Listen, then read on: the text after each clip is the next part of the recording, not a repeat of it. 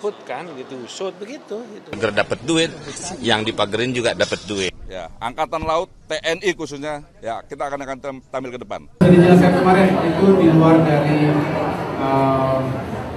domain kita, tapi tentunya kita ikuti. Kementerian Kelautan juga tengah melakukan investigasi bersama berbagai pihak, masuk pemerintah setempat ya, daerah setempat, dan mudah-mudahan bisa diketahui segera yang jelas. Kita ingin fokus pada pembangunan di berbagai sektor, kita juga ingin menghadirkan kepastian hukum dan tidak boleh ada hal-hal atau kegiatan-kegiatan yang melanggar hukum. Ya, ini yang juga perlu menjadi pemahaman dan pedoman kita semua. Beliau sudah setuju pagar laut, pertama itu disegel, kemudian yang kedua beliau perintahkan untuk dicabut kan gitu, shoot begitu gitu udah. Apakah akan ada evaluasi untuk proyek Nah, saya tidak sampai di situ pengetahuan saya. Saya ketua MPR. Itu baru dimulai ya. Kami berkeyakinan pagar bambu ini tujuannya untuk reklamasi. Dari tahun 2013-an memang beberapa kelompok pengusaha itu mau membuat pulau-pulau buatan di Teluk Jakarta, di Bali, Makassar, Manado, dan seterusnya. Pulau-pulau ini dibentuk dengan proses reklamasi pesisir pantai. Nah, kalau kita lihat 30 km pagar bambu ini di Tangerang ini, dia persis di ujung dari gambar pulau burung Garuda yang direncanakan dibentuk di pulau Teluk Jakarta. Sempat terhenti dulu beberapa pembangunan pulau itu karena Walhi gugat proses reklamasinya. Nah, reklamasi ini semestinya tidak dilakukan di Indonesia ya, karena Indonesia adalah negara kepulauan. Ketika membentuk pulau-pulau baru yang dimodifikasi, dampak lingkungan tidak akan terukur.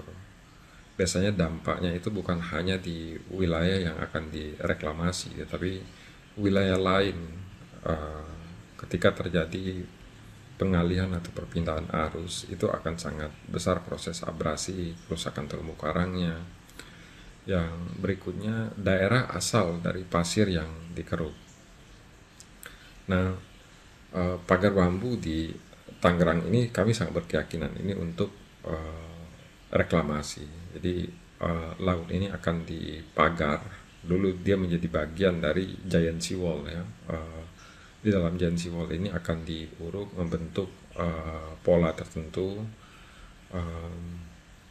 dan agak aneh menurut saya ketika unsur pemerintahan menyatakan tidak tahu terhadap proyek ini.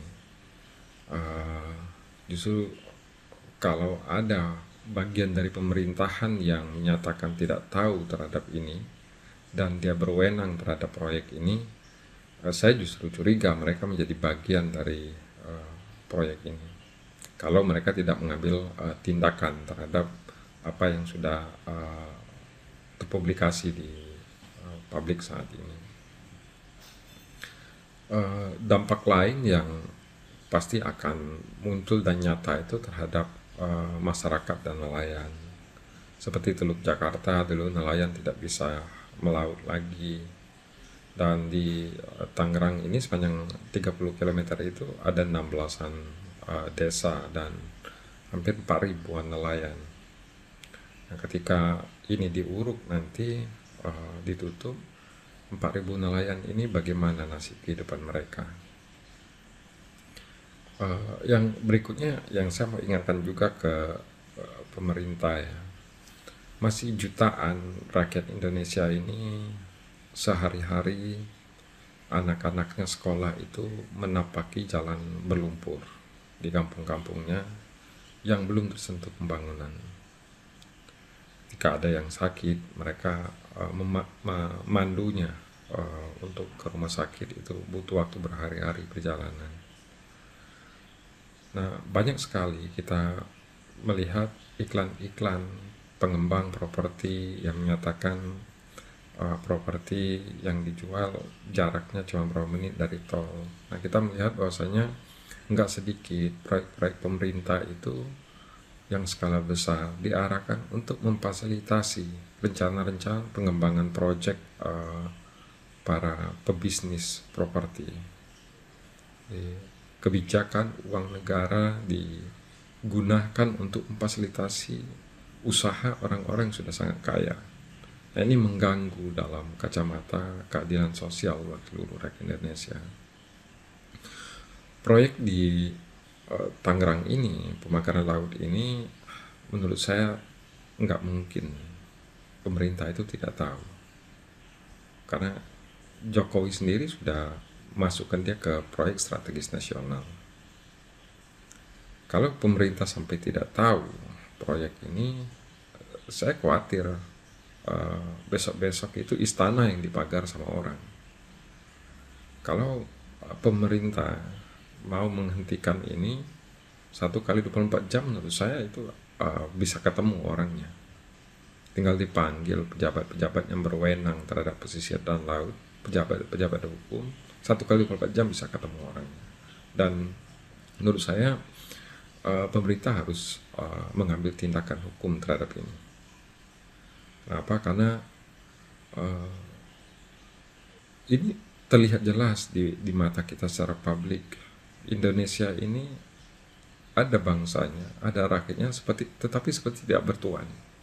Orang-orang punya uang bisa magar di mana saja, magar laut, magar daratan, ambil daratan. Seperti negara ini tidak berdaulat, tidak ada pemimpinnya, tidak ada hukumnya. Orang punya uang bisa seenaknya saja mengkapling tanah, mengkapling laut di Indonesia. Dan saya berkeyakinan orang magar laut ini bukan hobi, bukan karena hobi. Kalau dia mau magar laut, punya uang banyak, hobi, dan mau bantu negara, bikin pulau kecil, bikin pulau-pulau atau pagar di Natuna sana, lindungi wilayah Indonesia dari Cina. Dan tentu dia tidak akan mau. Mereka membangun pulau-pulau di dekat kota-kota padat penduduk itu karena berbisnis. Dan saya rasa nggak boleh orang mengakali negara untuk berbisnis.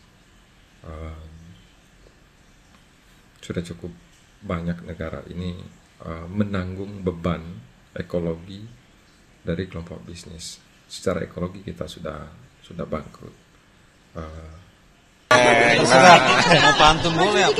Itu harusnya ada kerjasama dengan perusahaan tralis. Jadi enak, semuanya kerja. Yang mager dapat duit, yang dipagerin juga dapat duit.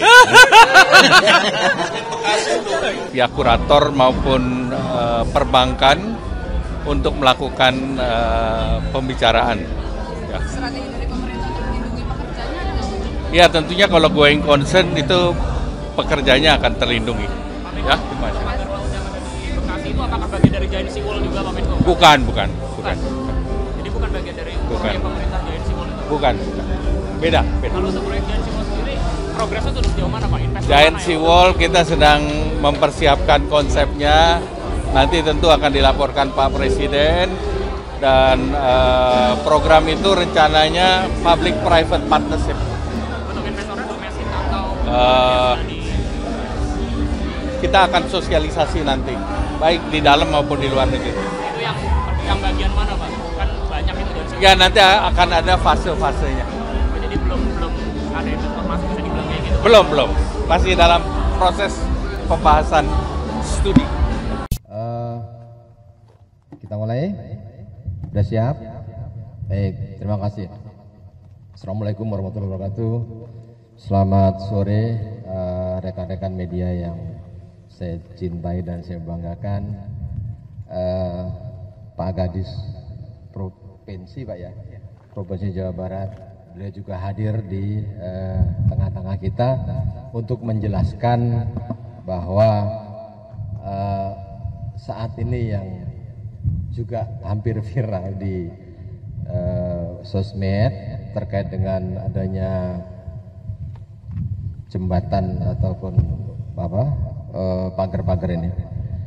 Jadi gini teman-teman semuanya, kami dari KKP menjawab apa yang menjadi pertanyaan masyarakat, kenapa di Bekasi juga ada, ya kan? Nah, ini secara teknis nanti Pak Kadis yang akan menerangkan seberapa besar wilayah maupun untuk apa sebetulnya itu kan. Sebenarnya ini proyek dari Pemdanya yang di ujung sana untuk TPI Pak ya, tempat pelelangan ikan gitu. Jadi nyambung sampai sini nanti Pak Kadis akan menyampaikan. Intinya dari KKP kami sudah menyurat kegiatan ini di tanggal 19 Desember. Ya, 19 Desember kami sudah menyurat untuk menghentikan kegiatannya pemagaran tadi dengan ada dampingnya. Nah, kenapa dihentikan? Karena itu wilayah laut masih yang diuruk tadi dan tidak ada PKKPR-nya, PKKPRL, L laut, ya. Ini kan masih wilayah laut di situ tuh tadi, gitu. Jadi dari KKP, dari kacamata KKP, karena tidak ada PKKPRL-nya, ya. Terkait dengan dokumen lain yang ada di mereka, nanti selanjutnya akan kami rapatkan bersama antara Pemda, kemudian mungkin dari perusahaannya, Pak Kadis akan menjelaskan dari mana. Nanti akan kita rapatkan bersama, duduk bersama, termasuk dengan instansi terkait. Ya, di sini mungkin ada teman-teman instansi lain yang menerbitkan dokumen darat atau apa. Dari saya cukup sekian dulu, mungkin Pak Kadis akan menambahkan. Silakan Pak Kadis. Izin Pak Dirjen. Terima kasih. Assalamualaikum warahmatullahi wabarakatuh. Pak Dirjen dan jajaran, rekan-rekan wartawan yang hadir pada hari ini. Sebenarnya sudah dari pagi ya, tadi kita sudah ketemu gitu ya. Baik, saya langsung saja terhadap apa yang menjadi berita viral gitu ya di beberapa media pada hari-hari terakhir ini. Jadi dapat kami jelaskan bahwa kalau di media sebagian besar menyatakan bahwa ini proyek pemerintah ya, yang ada kita daerah ini ya, pemerintah daerah Jawa Barat gitu ya. Jadi sebenarnya yang ada itu adalah kegiatan penataan pelabuhan. Jadi di selatan kita itu ada pangkalan pendaratan ikan Paljaya namanya, Paljaya. Ya. Kegiatan penataan pelabuhan itu kami bekerja sama dengan TRPN, karena TRPN itu menyewa lahan yang ada di kawasan pelabuhan kita seluas 5.700 meter persegi selama 5 tahun. Kompensasinya adalah mereka membayar sewa tentunya kepada pemerintah daerah sebesar 2,6 miliar, kemudian ditambah dengan beberapa penataan yang dilakukan di kawasan pelabuhan itu. Baik fasilitas pokok, itu ada pendalaman kolam labuh, termasuk nanti pembuatan alur, penetapan alur dan pendalaman alur. Di samping itu tentunya ada penataan toko yang toko-toko ya yang begitu kumuh pada awalnya dan sekarang sudah bisa dilihat di sana warna hijau, mungkin dari teman-teman sebagian itu sudah rapi. Kemudian nanti akan ada pembangunan kantor dan selanjutnya tentunya sebagai sarana fungsionalnya nanti itu ada pengaktifan lelang, tempat lelang, nanti kemungkinan juga kita ada cold storage di sana dan lain sebagainya yang akan dibangun di sana. Nah, yang viral beberapa hari ini adalah pagar laut, ya. Karena mungkin viral juga di daerah lain. Gitu. Jadi sebenarnya ini ada dua kegiatan yang berbeda, ya, dua kegiatan berbeda. Satu yang dilakukan oleh TRPN adalah rekonstruksi lahan atau restorasi lahan kalau dilihat di tulisan itu ya. Dasar mereka melakukan restorasi atau rekonstruksi itu adalah dasarnya kepemilikan lahan ini. Mereka ditandai dengan kepemilikan sertifikat di kawasan ini. Kemudian juga memiliki KKPR daratnya. Jadi dasar mereka bekerja itu ya. Dan itu tidak menjadi kewenangan kita untuk mengatur hal itu. Ketika bersentuhan dengan alur, nah ini yang baru kelihatan di sini. Kami membutuhkan alur yang lebar. Tapi kalau kita keluar dari pelabuhan, itu lahan itu sudah berhimpit kepemilikannya. Jadi ada yang mengklaim dan dibuktikan dengan sertifikat. Sehingga kita tidak bisa dong membuat alur tanpa izin pemilik lahan. Ya. Ini urusan nanti lain. Tapi teknisnya seperti itu. Kita bukalah, minta karena penetapan alur kita selebar 70 meter, sedalam 5 meter, didapatlah seperti yang sekarang ini. Pagar-pagar yang ada ini, Pak Dirjen, teman-teman sekalian, itu adalah batas lahan yang diklaim oleh mereka. Ya. Jadi batas lahan. Oke, alur dibuat, tapi ini lahan kami. Jangan ganggu lagi dong lahan mereka. Nah ini makanya nantinya tentu tadi Pak Dirjen sudah menyampaikan bahwa nanti akan bersama-sama kita akan duduk bersama lagi terkait dengan, karena ada beberapa kebijakan yang berbeda di sini. Kami Pak Dirjen terus terang memang kalau tadi Pak Dirjen mengatakan ini laut, kenyataannya memang ini laut.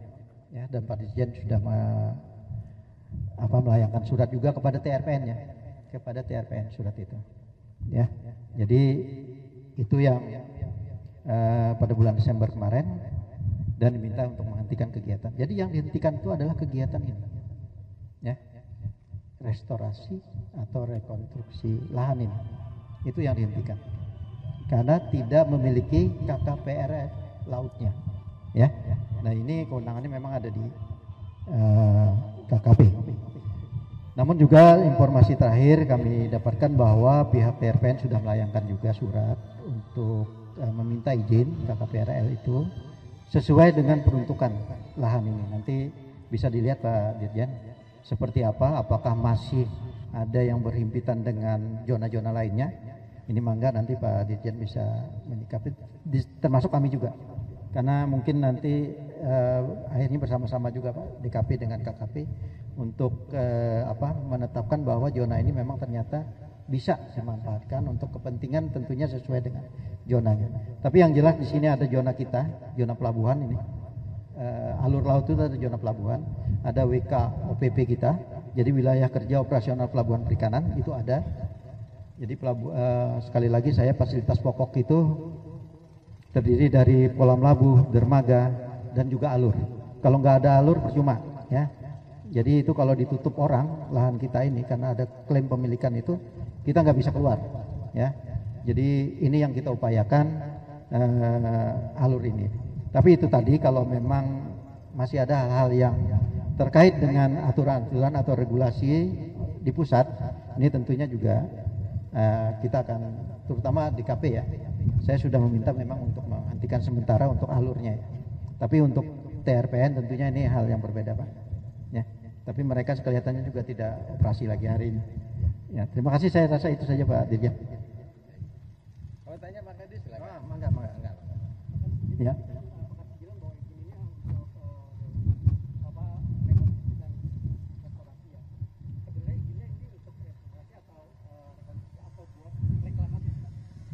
Kalau kita lihat di sana kan restorasi itu.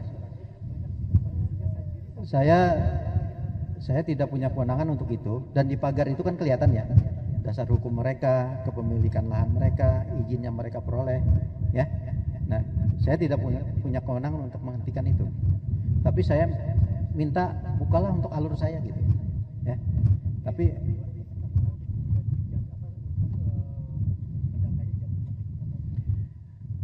saya tidak paham, tapi yang nyata di sini ada sertifikatnya.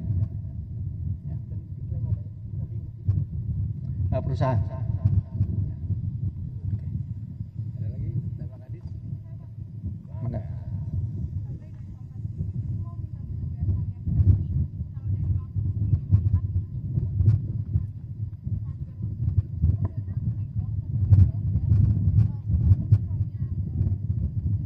Diberhentikan sementara ya Pak untuk pembangunannya dikarenakan RKK ya itu RKKPL-nya ini belum keluar dari KKP pusat. Apakah dari KKP pusat ini akan mengeluarkan apakah diizinkan kembali untuk membangun Baik, terima kasih. Jadi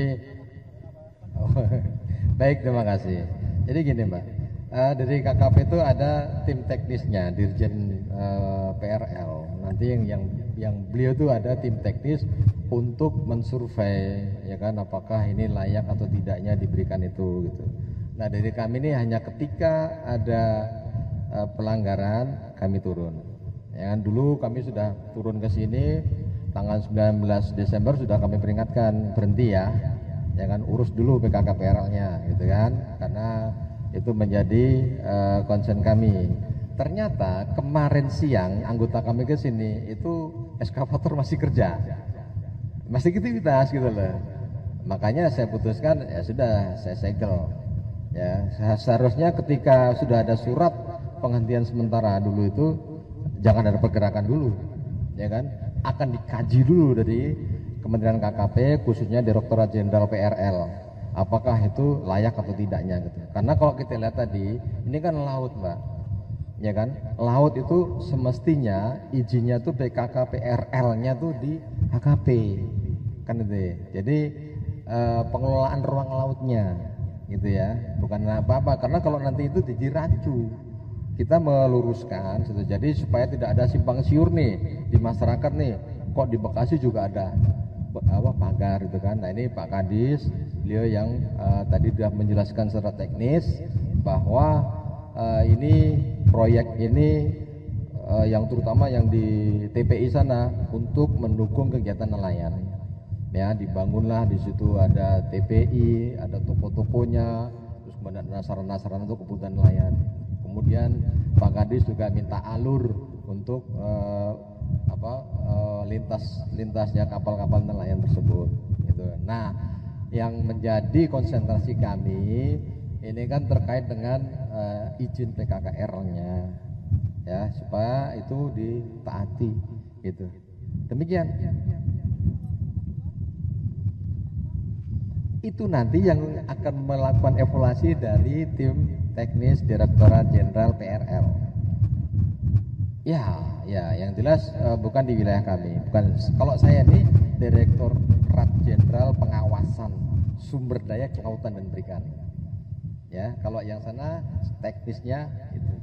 Demikian. Jadi saya salah ngomong nanti kalau itu saya sampaikan. Secara teknis itu ada lainnya.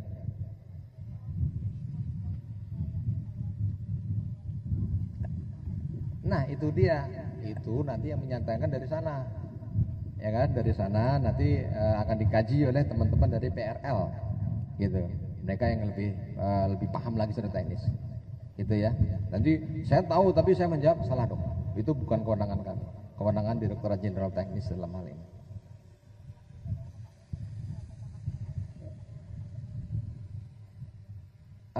Tergantung dari nanti hasil evaluasinya.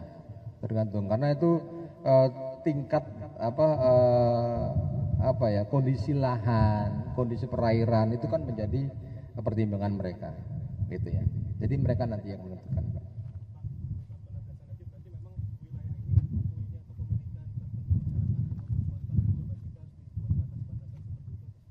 Nah tadi Pak Kadis yang tahu nih, Pak Kadis. Iya penagasan Pak Kadis yang Iya, jadi kan kita pertama tidak bisa menafikan gitu ya, yang dimiliki dokumen yang dimiliki oleh perusahaan. Saya kan tidak punya kewenangan membatalkan sertifikat. Ya, makanya itu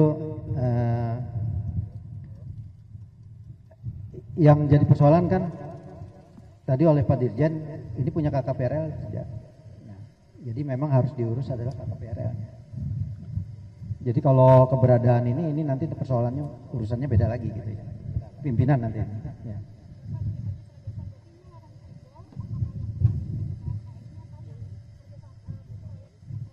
Ya. Pagar laut bukan punya DKP ya. Kita punya alurnya. Alurnya tidak disegel, tapi kami memang menghentikan. Alur itu kan buat jalan kapal ya. Segel ini, TRP ya. Kan beda dengan KKP, perlunya KKPRL ya. Sertifikat juga urusan nanti bukan dengan BPN ya.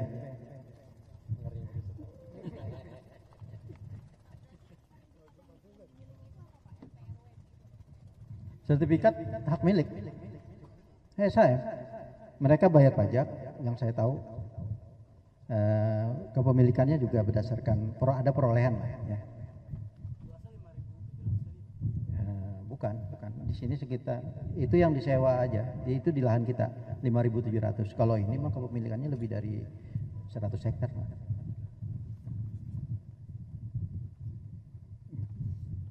Kalau nanya sebelah lagi lebih banyak lagi.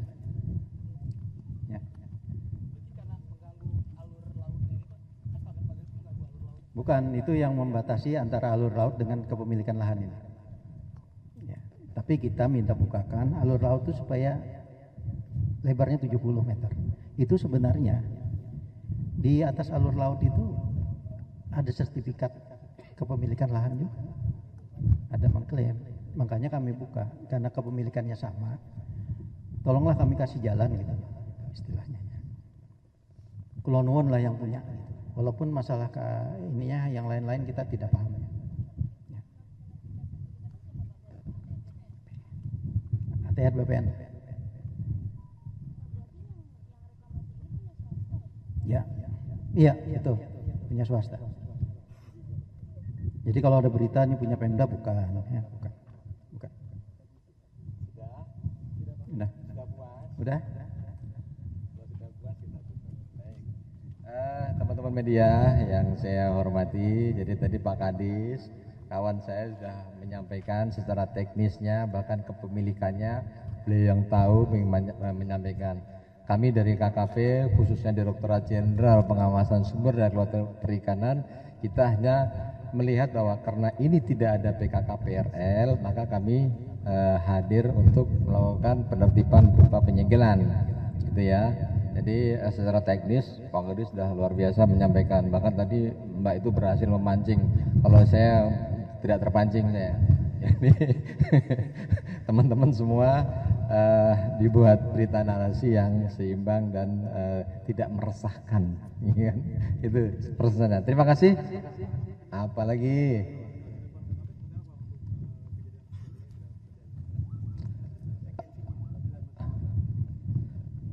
ini pasti ketika ada pelanggaran, kami kan ada UU CK ya, ada sanksi administrasi dalam hal ini. Karena UU CK tidak ada pidana di situ. Jadi teman-teman semua jangan khawatir, karena ada pelanggaran itu pasti ada tindakan dari kami di situ. Tindakan lain gimana, Bos?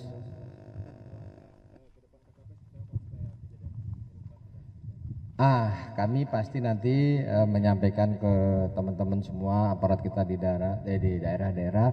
Juga kita punya Pokwas-Mas, kelompok masyarakat pengawas itu yang untuk di PSDKP. Mereka akan memberikan informasi kepada kami, Pak, ada kejadian gini-gini seperti itu.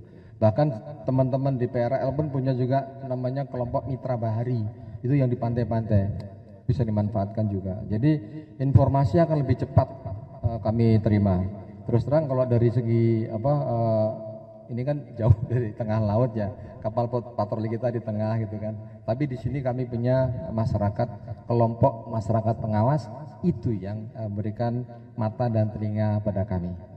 Demikian, bapak-bapak bisa menjadi Pokwas Mas sebagai informan kami, ya kan? Informan, Pak ini ada begini Pak, ada gini. Terima kasih. Jadi masyarakat sangat kami harapkan kita bisa ada masukan berita-berita maupun kejadian-kejadian yang tidak sesuai dengan aturan. Demikian, terima kasih.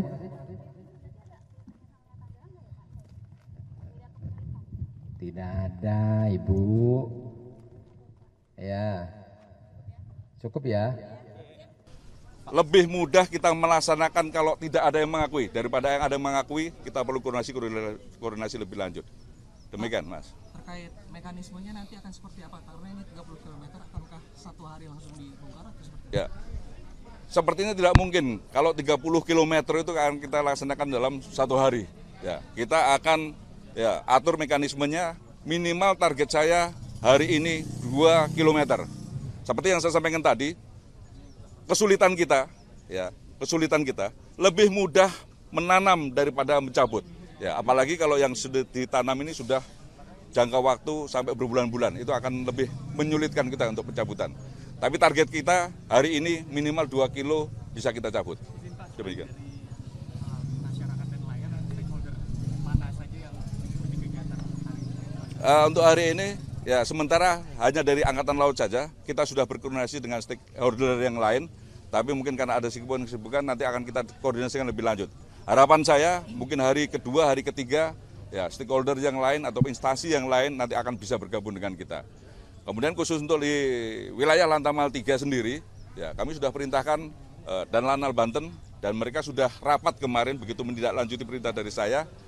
Mungkin secara simultan, ya ke depan akan melaksanakan hal yang sama yang akan kita laksanakan di Tanjung Pasir. Ya, hari Selasa nanti kalau tidak salah untuk yang di wilayah Banten, ya tepatnya di Kronjo nanti.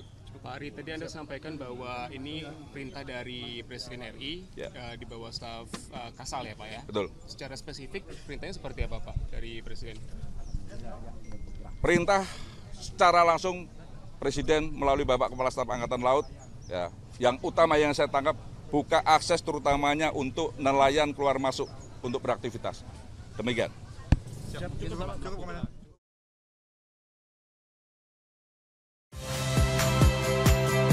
Saya Magister Tarigan. Saksikan program-program Kompas TV melalui siaran digital, pay TV, dan media streaming lainnya. Kompas TV, independen, terpercaya.